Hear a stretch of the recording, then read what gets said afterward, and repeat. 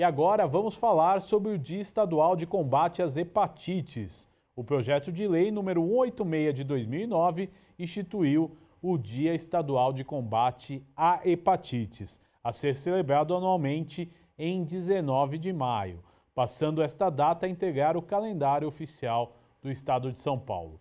Sobre esse assunto, nós vamos conversar agora com Mônica Valverde Viana. Ela é diretora de mídias digitais da Sociedade Brasileira de Hepatologia.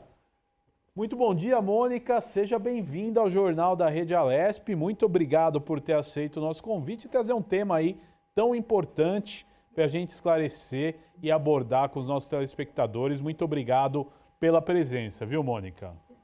Obrigada pela oportunidade. É nosso objetivo. A Sociedade Brasileira de Hepatologia tem interesse em divulgar cada vez mais as doenças do fígado, porque elas são assintomáticas, então a população precisa estar alerta e fazer exames com frequência para saber se não é portadora de alguma dessas doenças, principalmente as hepatites. Pois é, no dia 7, projeto de lei número 186 de 2009, do deputado Fernando Capês, do PSDB, instituiu o Dia Estadual de Combate à Hepatite. O que nós temos evoluído em relação à divulgação e à conscientização da população? E essa data de 19 de maio é muito importante para isso. Então, na verdade, a data sempre foi dia 28 de julho, é o Dia Mundial de Combate às Hepatites Virais. A gente sempre faz uma campanha linda, que é o Julho Amarelo. Então, essa data 19 de maio é uma coisa nova para a gente também, né? E a gente, mas não importa, o importante é que tenha data, o importante é que as coisas possam ser faladas na mídia, para que nas mídias todas, né? A gente vem trabalhando com muito afinco nisso. Nós temos, por isso, uma diretoria de mídias sociais na Sociedade Brasileira de Hepatologia, também na Paulista de Fígado, da qual também sou diretora, Associação Paulista para Estudos do Fígado. E a gente vem divulgando para a população. A gente tem mídias sociais para médicos, que são as da SBH e da APF, e a gente tem uma mídia muito especial, que é do Instituto Brasileiro de Fígado, que é tudo sobre fígado, com linguagem para leigos, na qual a gente aborda os mais diversos temas e fazemos muitas campanhas, por exemplo, sobre o câncer de fígado, que é um câncer completamente assintomático, sobre a cirrose hepática, que toda doença hepática ela vai terminar, né, o estágio final é a cirrose hepática, e aí com um risco grande de evoluir para o câncer de fígado, e todas essas doenças são assintomáticas, então a população precisa, de quando em quando, saber se não está portando alguma doença do fígado. A mais comum de todas é a esteatose hepática, a gordura no fígado. Mas as hepatites virais a gente tem muita novidade. A gente tem 100% praticamente de cura para hepatite C com medicações por via oral, disponíveis pelo SUS. A gente tem para hepatite B medicações também por via oral excepcionais, que são os tenofovir, o entecavir. A gente tem aí agora lançamento, acabou de ser incorporado também no SUS, o tenofovir alafenamida para hepatite B, que é uma medicação também que não faz mal nem para o rim, nem para os ossos, que o anterior ele poderia ter como efeito adverso depois de alguns anos lesão nesses órgãos. E a gente tem aí trabalhado com afinco por mais novidades mesmo. A gente tem CTAs, Centro de Testagens e Aconselhamento, em todas as cidades do Brasil a gente tem isso. E esses lugares, a testagem é completamente gratuita, e a gente tem, nesses locais, o encaminhamento para um de nós, para qualquer um de nós no Brasil, especialistas em fígado, hepatologistas, né? E esse paciente chega na nossa mão e ele vai ser encaminhado para o tratamento adequado pelo SUS mesmo, ou se tiver plano de saúde, se tiver outra possibilidade, usando a possibilidade que o paciente tem. Mas a gente tem muito orgulho de dizer que o nosso SUS tem as melhores medicações hoje para hepatite que existem no mundo. Agora, Mônica, é legal a gente explicar para o nosso telespectador e até esclarecer quais os tipos de hepatite, quais os tipos que são mais perigosos. É legal a gente explicar, porque o pessoal vê muito hepatite A, B, C e tal, mas não sabe as diferenças. Então é legal a gente dar uma explicação breve sobre isso. Tá bom. Bom, a hepatite A é aquela que a gente tem quando a gente é criança, quando a gente é adolescente, às vezes a gente tem depois de adulto também, né? que é uma hepatite que pode ser bem sintomática, aquela que todo mundo já viu alguém com os olhos amarelos, meio enjoado, cansado, mais astênico, né? Com um pouco mais de cansaço mesmo. Essa hepatite ela é curável em 100% dos casos, a não ser que você tenha uma hepatite fulminante pelo vírus A, e aí às vezes a gente precisa internar esse paciente, mas assim, não é o comum. A esmagadora maioria dos casos, o paciente passa muito bem, fica excelente, e ele vai ter alta e não vai ter sequela nenhuma no fígado. A hepatite C, eu falei para vocês agora que a gente tem praticamente 100% de cura em todos os casos, com a medicação por via oral, sensacional, é um comprimidinho, gente, é uma coisa maravilhosa, tá? E se o paciente já tem cirrose por hepatite C ou por hepatite B, ele fica acompanhando com a gente, com o hepatologista, para o resto da vida, tá? Porque esses pacientes têm um risco maior de ter câncer de fígado e vão descompensar a cirrose em algum momento, podem demandar transplante, então a gente sabe que tem que acompanhar de perto. A hepatite delta, ou D, é uma hepatite que só coexiste quando o paciente tem hepatite B de bola. E a gente também acompanha esse paciente, é um paciente um pouco mais grave e tal, é mais comum no nosso país, no norte, na Amazônia, no Acre, né? Aqui, por exemplo, em São Paulo, no Rio de Janeiro, a gente praticamente não vê hepatite delta. A hepatite E é uma hepatite de gestantes. A gente se preocupa mais, ela não é somente na gestante que ela acontece, mas na gestante é a que a gente fica com bastante cuidado e preocupação, porque essa paciente pode evoluir também com hepatite mais grave, então precisa ser acompanhada, é por isso que a gente testa essa pessoa para todas as hepatites, né? Nós testamos para tudo no pré-natal. E por último, eu deixei a hepatite B de bola, tá? Que você perguntou qual seria mais grave ao seu ver. A hepatite B de bola não tem cura até hoje. A gente tem medicação que controla a carga viral, a gente consegue zerar essa carga viral rapidamente, e aí a gente tem duas medicações melhores, a gente tem 3 medicações excelentes, né? Que são o tenofovir e o entecavir. E a gente tem essas medicações que são de baixo custo, estão disponíveis no SUS também.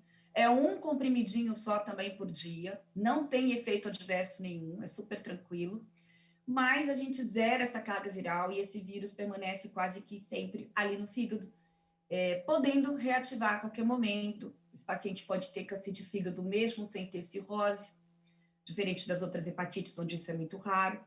Então, o paciente com gordura no fígado e o paciente com hepatite B, ele pode a qualquer momento evoluir para um câncer de fígado, pessoal, ficar atento, tá?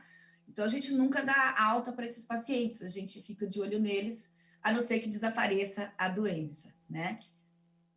Agora é importante, né? Você tocou no assunto um pouco fora da hepatite, que é a esteatose hepática, a popular gordura do fígado, que acomete boa parte da população, né? Quais as formas de tratamento, de prevenção, porque elas podem levar, como você falou, para um câncer e boa parte da população tem essa doença, né?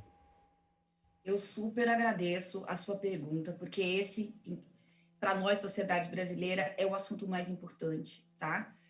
33% do mundo tem gordura no fígado. Na nossa cidade de São Paulo, a última vez que eu pesquisei, de cada 10 crianças, 3 tinham obesidade na cidade de São Paulo.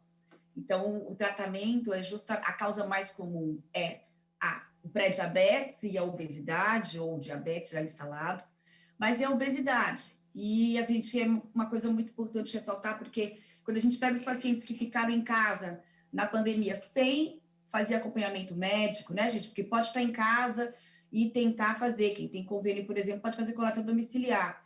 A gente no SUS não parou de atender consulta, tá? A gente continua atendendo os nossos ambulatórios. Ontem mesmo foi meu dia de ambulatório lá no Servidor Público Estadual de São Paulo, lotadinho, atendi todo mundo, e inclusive pacientes que estavam sumidos e que aparecem na porta. Doutora, pode me atender? Claro que posso, porque a pessoa perdeu o acompanhamento e isso não pode acontecer, justamente porque todos eles têm risco maior de evolução para o câncer de fígado. Então, a esteatose hepática é a causa mais comum hoje de transplante de fígado em mulheres nos Estados Unidos, tá? E está caminhando aqui no Brasil para ser, sim, é a segunda, mas vai estar virando a primeira causa também de transplante de fígado, de necessidade de transplante, de cirrose e de câncer de fígado. É uma doença, gente, que a gente trata com dieta e exercício físico. Existem medicações que a gente dá, principalmente quando é cabível para perda de peso, né? E quando é cabível também para diabetes e para pré-diabetes.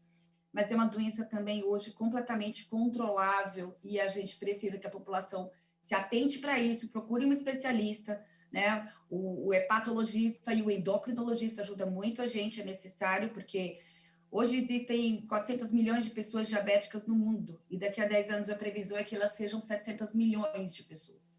Então, essa é a doença que mais cresce, tanto em gravidade quanto em prevalência no mundo inteiro com relação ao fígado.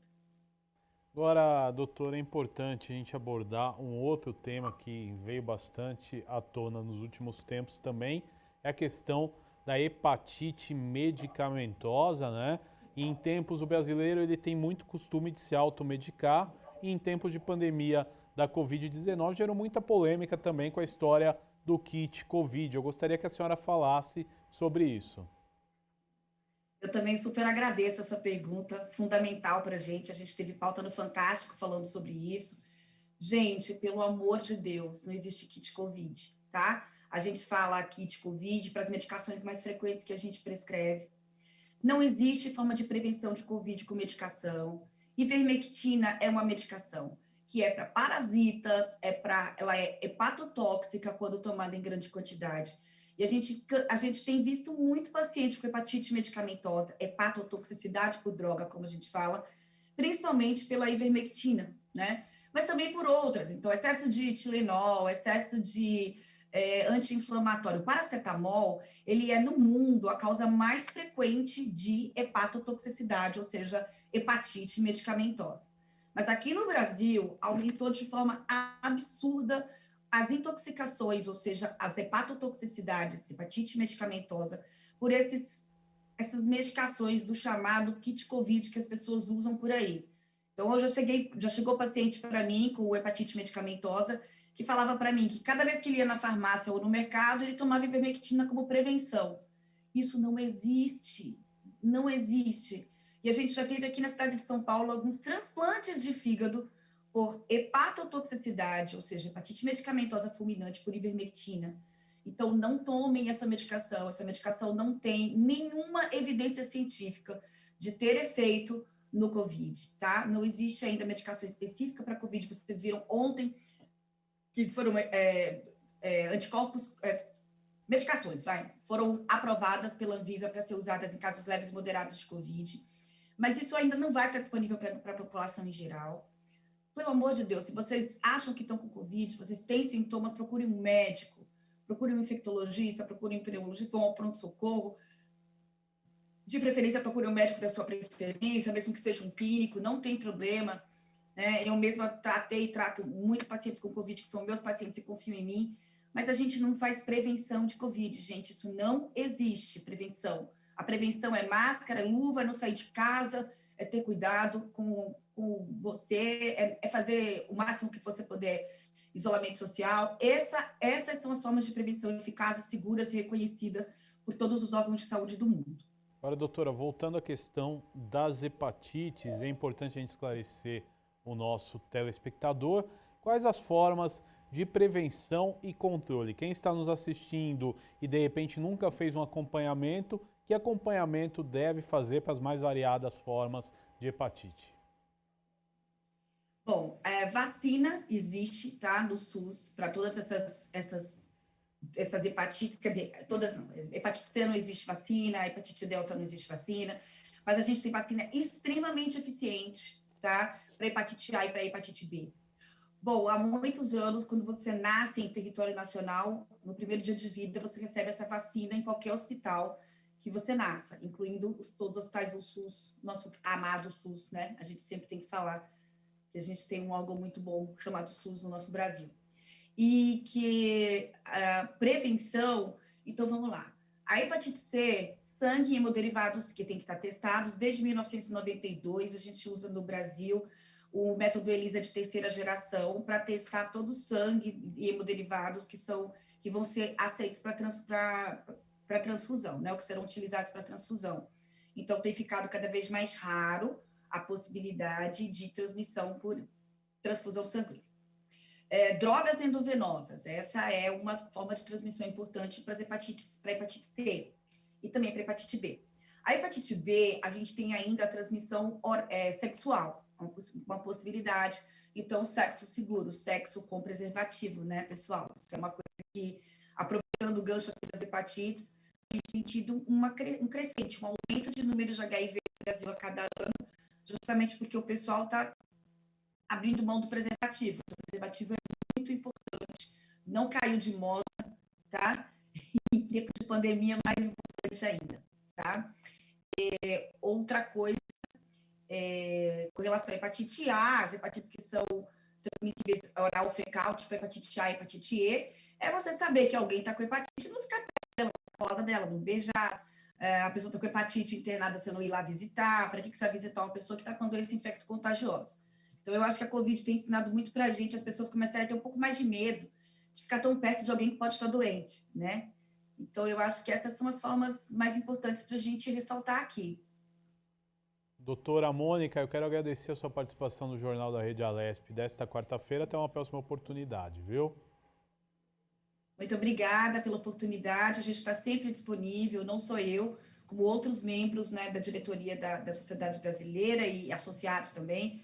O importante é a gente levar a informação confiável à população e pedir para todo mundo, gente, se protejam na medida do possível, quem puder, fique em casa, não é o nosso caso, médicos, né, a gente não tem nenhum dia que eu não tive que trabalhar nessa pandemia, eu gostaria muito de ter ficado um pouco em casa, então aproveitem, curtam a família e aproveitem quem não está podendo trabalhar ou quem está sem emprego para se reinventar, para tentar aprender com essa chacoalhada que a gente está levando, que o mundo está levando, né, do universo. Vamos pensar e vamos ser seres humanos melhores, pensar no todo, na população em geral.